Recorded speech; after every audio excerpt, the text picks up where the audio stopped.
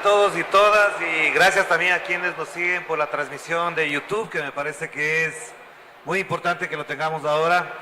Para mí es un honor, es un enorme compromiso y además una enorme satisfacción estar en este país, participar en este evento en este país y además encontrarme con la gente a la que quiero mucho, a la que amo mucho desde muchísimos años, como aquí Abel Prieto, a quien le admiro siempre como un gran maestro. Gracias, Abel, por estar aquí.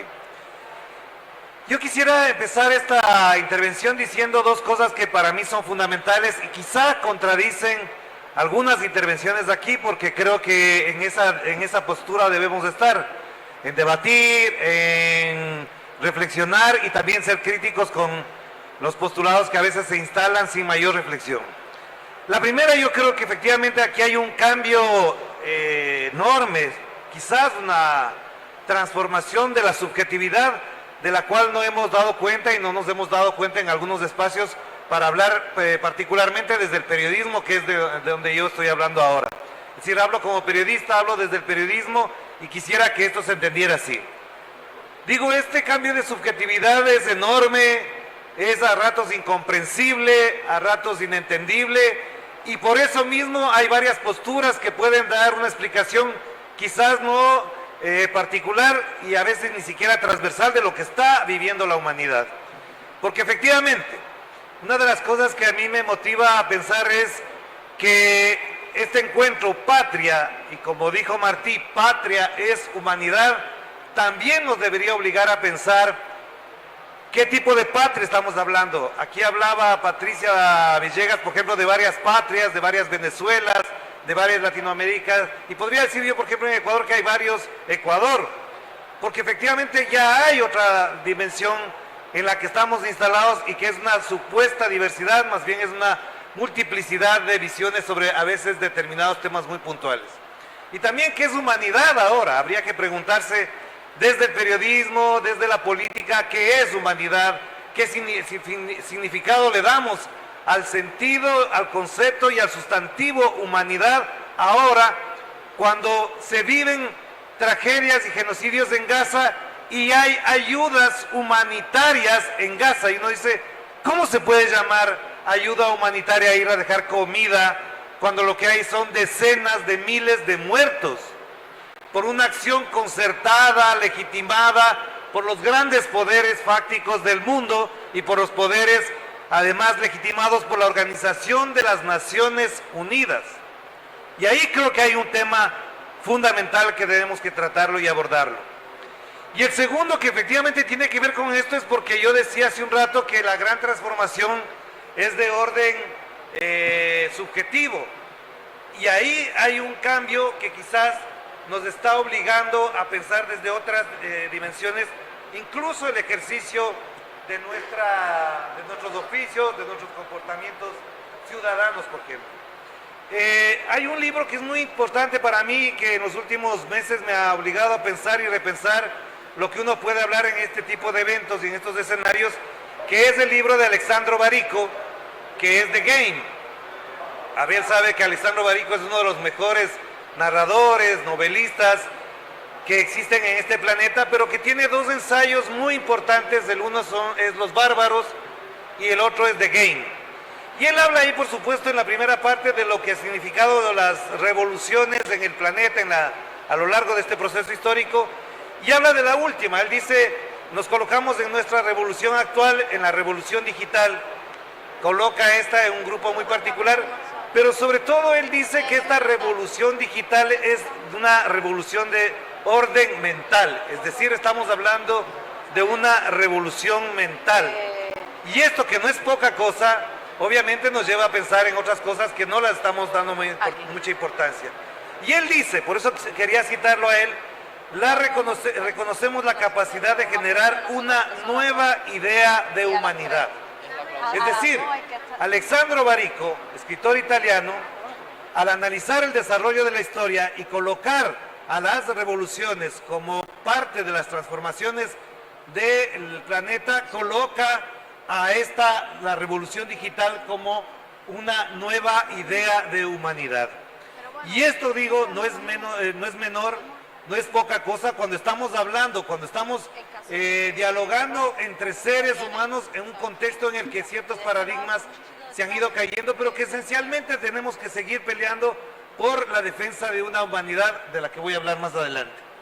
Y esto también me parece que es muy importante en la medida en que, a propósito de lo que decía la compañera de México, el compañero de Ghana, y lo que he escuchado en las dos últimas intervenciones anteriores a la nuestra, la de Miguel Ángel como la de Patricia, a mí me parece que incluso en esa lógica tenemos que pensar que esta revolución digital, esta nueva idea de humanidad, se inscribe particularmente para la comunicación como para el periodismo, que es el oficio que yo defiendo, en una nueva realidad que es esta crisis de narración.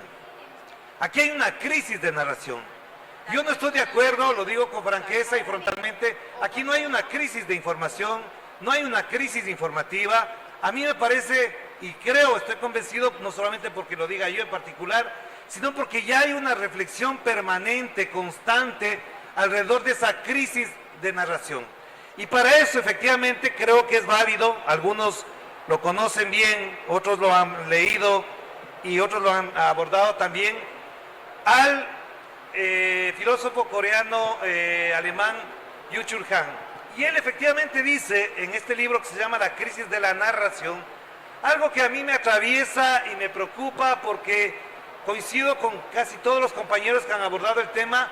Aquí no se trata de un asunto de redes sociales, de tecnología, no subvaloro ni subestimo el impacto que tiene la inteligencia artificial, sino aquí es cómo con redes sociales, medios tradicionales, audiovisuales, escritos, digitales o con inteligencia artificial, hay efectivamente una crisis de narración.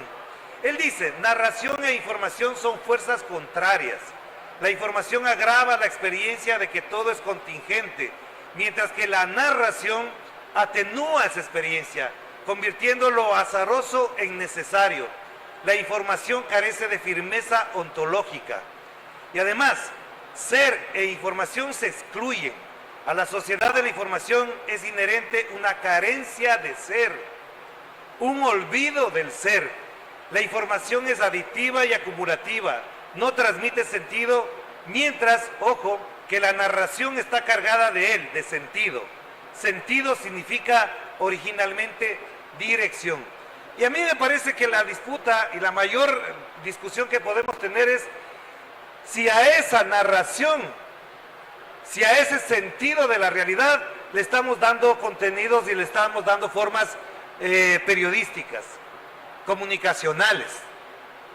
Porque yo creo que incluso en algunos medios de comunicación cuenta más cuántos clics y cuántos seguidores tenemos y no la calidad del mensaje que nosotros estamos enviando. Porque podemos tener millones de clics, millones de seguidores, si nosotros hacemos los contenidos que, por ejemplo, en ciertas zonas de las redes sociales como TikTok, uno puede poner, por ejemplo, y no estoy mintiendo, eso es verdad, a una persona pelando huevos.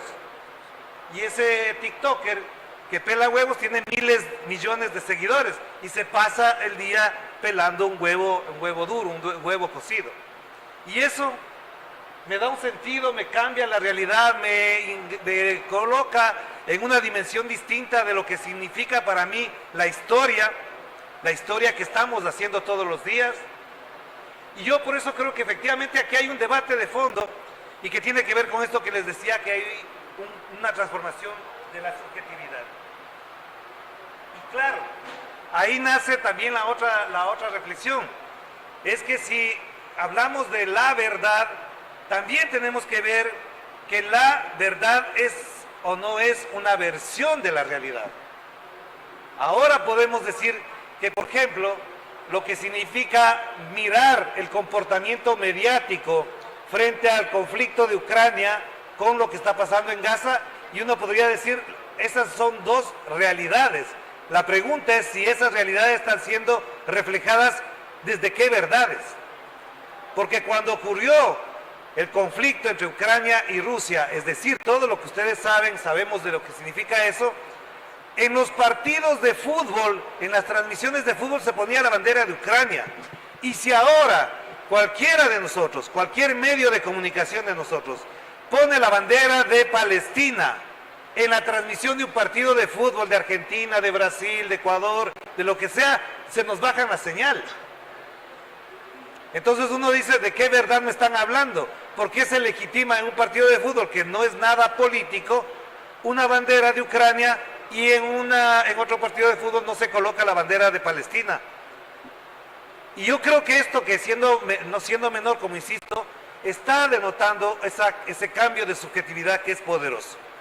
Y entonces ahí nace la otra pregunta, como que somos periodistas, nos hacemos preguntas y a veces no tenemos a quien entrevistar para que nos dé las respuestas adecuadas. Yo me pregunto constantemente, a la hora de hacer el ejercicio de periodismo, ¿quién comunica, quién informa desde esa nueva subjetividad, desde esa otra subjetividad? ¿Quién está informando? Y me dirán, unos sí, otros no. Claro, esa nueva forma de comunicación la están haciendo los tiktokers, los youtubers, los jóvenes, los millennials. Y yo creo que ahí no entramos en un problema ni generacional ni etario. Ahí estamos entrando en un tema que ese comportamiento de jóvenes o de maduros o de adultos está inscrito en esa nueva subjetividad de la cual no estamos siendo incluso más críticos o más conscientes de que nos está obligando o nos está permitiendo otras formas de comunicación. Insisto, esto para mí es muy importante. Y al mismo tiempo, en esta lógica, viene la pregunta que en las aulas de periodismo se harán algunos ahora, y algunos académicos siguen con los mismos textos de los años 80, 70 y 60, cuando la cosa ya cambió. ¿Por qué? Porque uno dice, a ver, partiendo de lo que les converso, de que hay un cambio de subjetividad, yo me pregunto, entonces, ¿tenemos ahora periodismo objetivo o tenemos periodismo subjetivo? ¿Qué hacemos? ¿Seguimos con la lógica de ese periodismo objetivo o nos estamos instalando en un periodismo subjetivo del cual hay una serie de expresiones que a mí me preocupan mucho porque ya dejarían de ser periodismo, ya tendrían que ser otra cosa? A mí me parece que efectivamente, si vamos a hablar de un periodismo del que estamos viviendo, se trata de un periodismo subjetivo con todo lo que implica eso, porque siendo subjetivo, ese periodismo no necesariamente está comunicando adecuadamente la verdad o no está reflejando adecuadamente la realidad. Y en eso, sí les digo a compañeras y compañeros que están aquí, que debatimos a la hora de almorzar, de tomar un café, de salir en la guagua, en el bus, para irnos a otro lado, me parece que está latente esa discusión. Está presente esa discusión ahí. Y cuando venimos para acá, volvemos otra vez sobre los paradigmas, sobre los constructos tradicionales, y no nos ponemos a debatir y a discutir sobre eso porque efectivamente parecería que rompemos el molde porque no queremos caer en el periodismo subjetivo. Y yo creo que hay que meterse en el periodismo subjetivo. Hay que entrar en el periodismo subjetivo. Porque esto está dando lugar a algo que es grave. Y yo lo vivo con la experiencia que se expresa en el Ecuador todos los días. En el Ecuador vivimos un estado de violencia, un estado policíaco, militarizado, con las bandas criminales instaladas ahí. Y entonces ocurre que en ese estado de violencia, de inestabilidad incluso emocional para todas las familias, donde 34,000 ecuatorianos y ecuatorianas se han ido en los meses de enero y febrero del país porque no quieren estar ahí, y si les preguntan a los jóvenes o a los mayores si quieren estar en el país, un 45% de la población ha dicho que se preferiría irse del país. Entonces yo digo, en este escenario, en estas condiciones, importa la verdad. Estamos convencidos que nos importa la verdad. No, porque parecería que a muchos periodistas lo que les importa es esa subjetividad con fines políticos, con fines incluso de narcotráfico y de bandas criminales. En el Ecuador ya no hay periodistas que hablan desde la investigación, ya no hay periodistas que hablan desde el reportaje, sino hablan desde sus convicciones. Y algunos, no digo pocos, algunos periodistas están convencidos o tienen convicciones que nacen del cheque de la USAID, del cheque de la NET, y en algunos casos, como se ha descubierto en el Ecuador, están en la convicción del cheque o del dinero en efectivo que pagan las bandas criminales a esos periodistas, para construir un enemigo, construir un adversario histórico que se llama Rafael Correa o se llama correísmo. Ojo, esto no es cualquier cosa. En función de esto les digo, aquí hay un problema grave de ese periodismo subjetivo que estamos viviendo. Cierro con lo que tenía que decirles porque en esta lógica, obviamente, viene el gran debate. ¿Cómo hacemos periodismo? O ese periodismo subjetivo, en ese cambio de subjetividad, ¿cómo hacemos periodismo desde las redes? ¿Cómo hacemos periodismo desde los medios tradicionales? ¿Cómo hacemos periodismo escrito? Porque parecería que ya no existe. Es decir, yo traje este ejemplar porque me da orgullo tener entre mis manos este periódico que se llama Patria y poderlo leer. Pero parece que incluso, para no estar ajeno a las nuevas generaciones y a las lógicas de la revolución digital y del periodismo digital, etcétera, esto parecería arcaico y no sirve para nada. Y es al contrario, me parece que es muy importante que lo tengamos a la mano. Cierro solamente con esto porque efectivamente a mí me parece que hay en este momento una discusión enorme que el periodismo no lo ha abordado y que parecería que se tiene que legitimar todos los días. Nos están exigiendo todo el tiempo de que no hablemos de política, que la sociedad deje de lado la política y que los periodistas también seamos apolíticos, que no podemos hacer política. Y les comentaba a los compañeros hoy en el desayuno y les decía, ¿cómo hacemos política si voy a la mesa con parientes, amigos y me dicen, no, aquí no vamos a hablar de política? Y en medio de la conversación, en Ecuador, como puede ser en Colombia, como puede ser en Perú o en otros países, en medio de la conversación familiar, el uno cuenta que su hijo o su pariente se ha ido del país. El otro dice que se quedó sin trabajo. El otro dice que le mataron a un pariente. El otro cuenta que efectivamente le han vacunado a un negocio. En Ecuador vacunar se llama extorsión, que es lo que pasaba en Colombia y ahora se vive en el Ecuador, el fenómeno de la vacuna. Y entonces uno pregunta y dice, si están vacunando, asesinando, huyendo, desempleando, estrechando el Estado, dejando sin recursos a la salud, a la educación, no vamos a hablar de política. Si esa es la política, esa es la política. Y los periodistas dicen, no, no hay que hablar de política. Hagamos ahora otra cosa, hagamos música, hagamos cualquier cosa, pero no hablemos de política. Claro, pero cuando se va la gente, cuando muere la gente, le asesinan a la gente, no hay que hablar de política. Por tanto, solo cierro con esto, compañeros y compañeras, a propósito de lo que significa estar aquí. Porque además aquí sí tiene sentido, y les agradezco que podamos decir la palabra compañeros y compañeras. Aquí no la digo gratis ni para ganarme votos. Aquí la palabra compañeros y compañeros en Cuba, en los momentos que vive Cuba, tiene otra connotación y agradezco que podamos hablar de compañeros a compañeros, de compañeros a compañeras, de compañeros de compañeras a compañeros. Porque aquí lo que necesitamos hacer es explotar la subjetividad en favor de lo que significa, lo que ha dicho y lo que significará para siempre humanidad para José Martí. Es un momento clave, es un momento importante y esta es la oportunidad incluso para definir la agenda del próximo encuentro Coloquio Patria, porque esto que acabo de decir efectivamente está ahí, latente y creo que necesita de mayor reflexión y de mayor conversación y de mayor discusión. Muchas gracias.